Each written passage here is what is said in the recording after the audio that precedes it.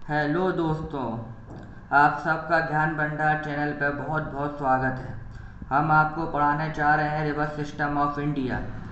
ये इतना important topic है कि अगर आपने ये अच्छे से स्टडी कर लिया तो एनी एग्ज़ाम, कोई भी एग्ज़ाम हो, चाहे आईएएस हो, चाहे पीसीएस हो, चाहे रेलवे हो, चाहे एनडीए हो या स्टेट लेवल कंपटीशन हो, कोई भी कंपटीशन में 2 से 3 नंबर आपके बनते ही हैं। और मैं आपको इस तरीके से गाइड करूँगा, इस तरीके से पढ़ाऊँगा कि आपको याद करने की ज़रूरत भी नहीं पड़ेगी। आप अच्छे से समझते हैं तो ऐसे ही आपको पूरी नदियों का ज्ञान हो जाएगा। चलिए फिर शुरू करते हैं। हमारे रिवर सिस्टम में दो तंत्र होते हैं। एक होता है हिमालय नदी तंत्र, जो ये रहा, और यह है प्रायद्वीपीय नदी तंत्र। हिमालय नदी तंत्र में जो भी नदियाँ निकलती हैं वो साल भर बहती हैं, वो सूखती नहीं हैं। और जो प्रायद्वीपीय नदी तंत्र हैं वो बरसात पर निर्भर करती हैं, जो कि बरसाती नदी कहलाती हैं। और ये नदी जो होती हैं प्रायद्वीपीय नदी, ये सबसे पुरानी नदी होती हैं, जो कि हिमालय से पहले भाया करती थी। वो होती है अपनी प्रायद्वीपीय नदी।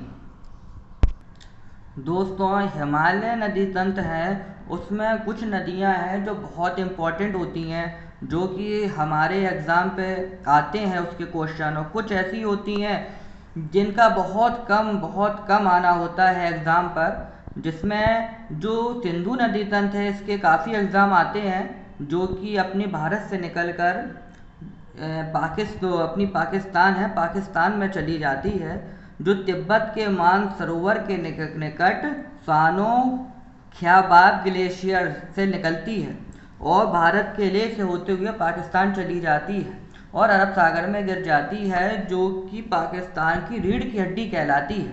और आगे चलकर इसके बारे में आपको डीप नॉलेज देंगे, जो कि बहुत ज़रूरी है। और फिर आपका सिंधु नदी के बाद है गंगा ब्रह्मपुत्र नदी, जिसके बारे में काफ़ी एग्ज़ाम में क्वेश्चन आते हैं। और फिर आती है आपकी हिमालय तंत्र में ही आती है मेकांग तिब्बत नदी तंत्र, जो चीन, लाओस, कंबोडिया, वियतनाम होते हुए दक्षिणी चीन सागर में गिर जाती है। लेकिन इस विषय में ज़्यादा ज़रूरत नहीं है पढ़ने की, क्योंकि इस नदी के बारे में बहुत ही माइनरी है, बहुत ही बाई चांस है जो क्वेश्चन बन जाए। लेकिन अपन को पढ़ना है सिंधु नदी तंत्र, जो पाकिस्तान से अपनी अरब सागर में गिरती है, लेकिन और गंगा ब्रह्मपुत्र नदी तंत्र।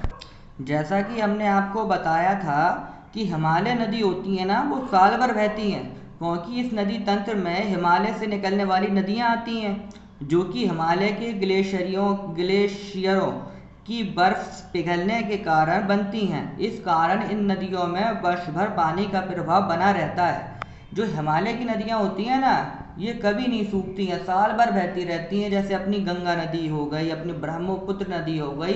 अब जो गंगा नदी है ये अपनी कितनी इम्पोर्टेंट है भारत के लिए, अपनी साल भर बहती रहती है।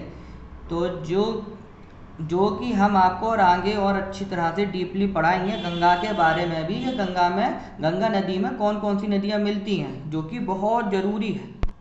चलिए शुरू करते हैं सिंधु नदी से। सिंधु नदी तंत्र, सिंधु नदी जल समझौता, जो कि यूएनओ की मध्यस्थता करी थी सन 1960 में, जो भारत और पाकिस्तान के बीच जो सिंधु, झेलम, चिनाब जो नदियां हैं ना, उसके पानी का बंटवारा करता है, जिसमें आपकी सिंधु, झेलम, चिनाब का 80% पानी जो पाकिस्तान के पास जाएगा, पाकिस्तान रहेगा, और 20% भारत। और जो आपकी सतलज और ब्यास नदी है, इसका 80% पानी भारत रखेगा और 20% पाकिस्तान। लेकिन इसमें देखा जाए तो अगर अपन 80% जो पानी है अपन ये पाकिस्तान को नहीं देते, तो आधा पाकिस्तान सूख कर मर जाता, वो बर्बाद हो जाता। ये दिखाता है भारत का दिल कितना बड़ा है और भारत अपने पड़ोसी देशों के बारे में कितना सोचता है।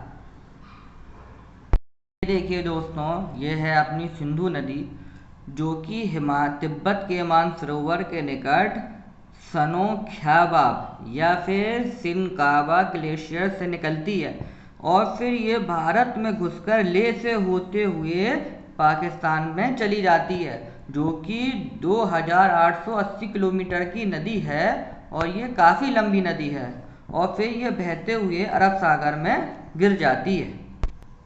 ये देखिए दोस्तों, जो अपनी सिंधु नदी है, सिंधु नदी में कई नदियाँ मिलती हैं, जो कि अपनी भारत से भी कई नदियाँ हैं। ये अपनी ज़्यादातर लगभग सारी नदी अपनी भारत से ही निकलती और ये पाकिस्तान में चली जाती हैं। इसमें झेलम, चेनाब, रावी, सतलज ये अपने भारत की नदियाँ हैं, ये सिंधु में मिल जाती हैं, जिससे सिंधु इतनी ताकतवर, इतनी बड़ी और इतनी लंबी और जो पाकिस्तान को बचाने वाली समझिए नदी ऐसे ही बनती है, क्योंकि इसमें काफ़ी नदियाँ मिलती हैं। सिंधु में सबसे बड़ी नदी है ना, वो चिनाब मिलती है। इस नदी को पाकिस्तान की रीढ़ या जीवन रेखा कहा जाता है। और जो सिंधु नदी तंत्र है, ये पाकिस्तान में विश्व का सबसे घना नहरों का जाल बनाती है। सिंधु नदी में कपास की खेती की जाती है। इसकी जो सहायक नदी है वो चिनाब है।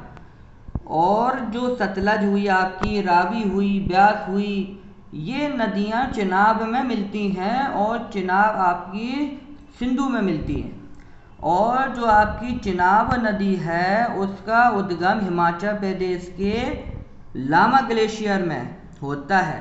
निकटवर्ती स्थान है अनंतनाग, वैष्णो देवी, किश्तवाड़, जो पाकिस्तान में जाकर सिंधु में मिलती है। सहायक नदियाँ जो उसकी मैंने अभी बताया था, झेलम, रावी, सतलज है और जो ब्यास है। इसका बहुत इम्पोर्टेंट टॉपिक है दोस्तों, ये ज़रूर आपको अच्छे से ध्यान लगाकर देखना है। ये क्वेश्चन बार बार रिपीट होते हैं। ये है जो अपनी सतलज नदी है, इसका उद्गम मानसरोवर के पश्चिम से राकसताल ग्लेशियर से होता है। ये देख लीजिए दोस्तों, आपको समझने में बहुत आसान होगी। और ये क्वेश्चन बहुत काफ़ी बार पूछा जाता है। जो अपनी सतलज नदी है, ये राकसताल से जो ये शिव किला दर्रा कहाँ से होगी गुजरती है, शिव किला दर्रा। ये दर्रे बहुत पूछे जाते हैं, तो ये याद रखना बहुत ज़रूरी है।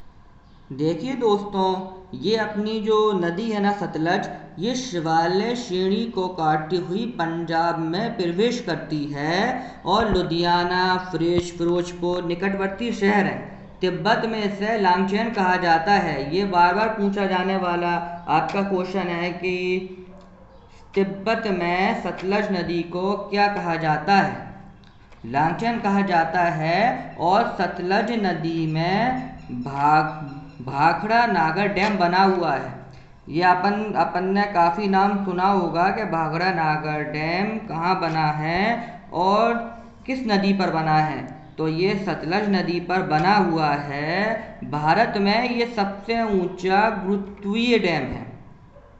ये सबसे ऊंचा गुरुत्वीय डैम है और ये बहुत पूछा जाने वाला आपका क्वेश्चन है।